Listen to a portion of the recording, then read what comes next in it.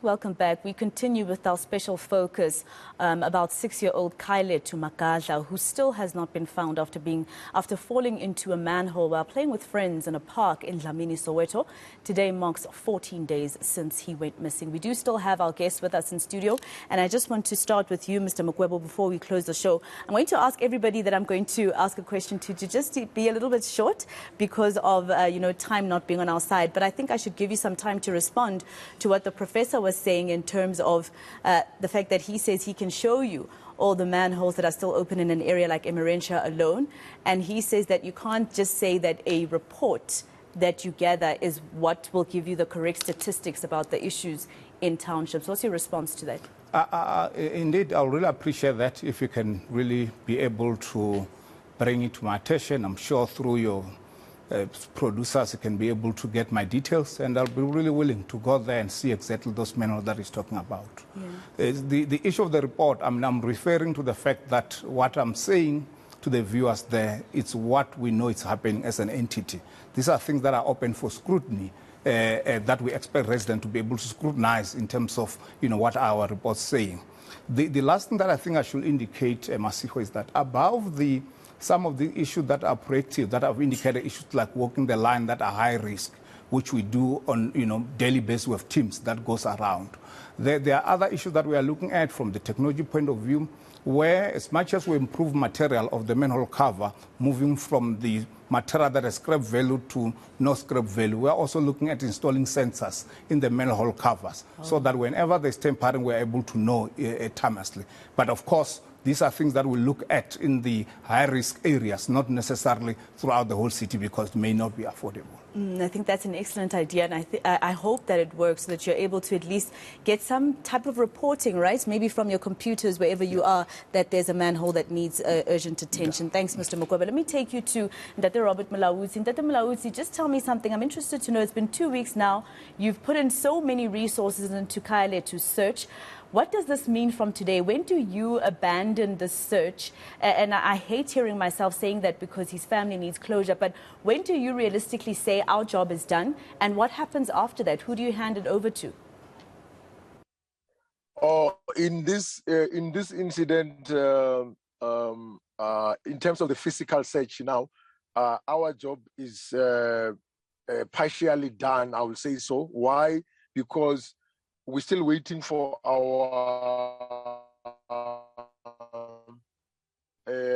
Joburg water to monitor that wastewater. So we are required, we're still going to go back again to explore whatever avenues are there for us to explore. So I would say that up until it's confirmed from the waste management plant that they don't have any reports from their side, then I would say that our involvement is no longer required. But remember, they work 24 hours, we work 24 hours. So I think that bridge, we will cross it when we get there. So for now, we're still hopeful that maybe out of that process which is underway, maybe we will be able to assist Magadla family to find closure.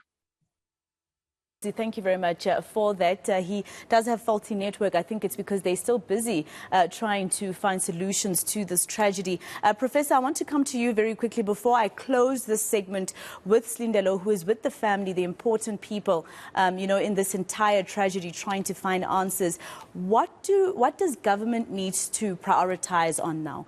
Do they prioritize homes, as you said, with the influx of people that are coming into Gauteng as an economic harbor? There's so many things that people need, but there's also so many things that children need, like safe places to play, libraries and recreational facilities to keep them busy so that they don't find themselves falling into manholes. So what do they prioritize? I mean, I think what people need to prioritize is a basket of goods. In other words, not just a house and nothing else, or we'll put in sewage lines and nothing else. Government is very fragmented in that way. And if you look at it in terms of the quality of life of people in the townships, in the RDP settlements that are being built now, you have to consider that as a whole. So the irony is he fell down, he was playing in a park. But for people who are earning low incomes, they have to walk about 3 kilometers. This is research from 2020 to get to a park. Whereas people in the suburbs walk between 500 and 700 meters and they're at a park. And so even where resources are stretched, they're not being maintained, and tragedies like this are happening. So it seems to me you have to look at the quality of life that you're providing, and then above all, you've got to maintain what you deliver. Politicians don't like maintenance because they can't cut ribbons, but you have to do the maintenance, otherwise these tragedies happen. All right, Slee, I'm just going to ask you then to wrap the show up for us. It is quite an emotional story to tell, 14 days without knowing exactly where their son is. Give us more details about the ceremony and the fact that the community members come every Sunday to mark yet another week that they have no answers.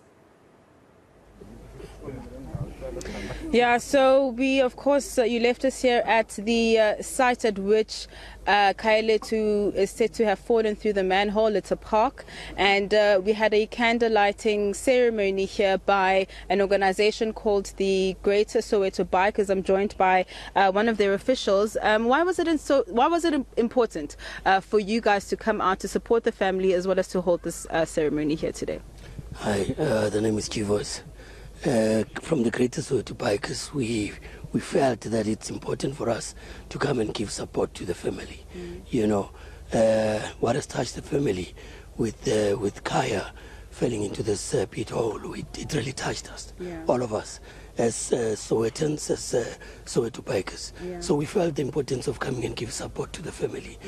Come and give them bring a prayer over, and just to give them support and tell them that we're there, to support the family. As parents, I can imagine many of you are. This must be concerning for you that your kids can't play at a park and be safe.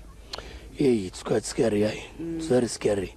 Yeah, because look, make no mistake, without not even being political about this, but there's quite a whole lot of infrastructures that need to be attended to, that are very dangerous to our kids, very dangerous to us as bikers, potholes and all that, All right, Masego, just a sentiment from some of those who have been coming out to support the family. I'm just going to ask a few of them to just move a little bit so you can see that the candles are still alight here over the manhole where it said that Khayalethu has fallen through. The family is still very distraught. It's still quite traumatizing for them, I think, especially 2 weeks in, and we still don't have even just a body for them to be able to, start that process of trying to find closure, trying to heal. And at this point, it remains to be seen whether Khayalethu will ever be found. All right, Slindelo Masigani in Soweto in Dlamini for us with that emotional picture of the reality. And Professor Everett and I started shaking our heads at the same time because it's the disbelief that that child fell into that very same manhole where you're seeing the candles there. I'm going to bring this session to an end, and thank you very much to the both of you for joining us. But I want to ask you to please not forget to invite us, Professor Everett and you, Mr. Mukwebo, when you go see those manholes in Emirentia and surroundings. We'd like to be there as eNCA. Thank you very much. Right, that brings to an end this hour of today here on eNCA, and of course our focus on the search for Khayalethu Magadla.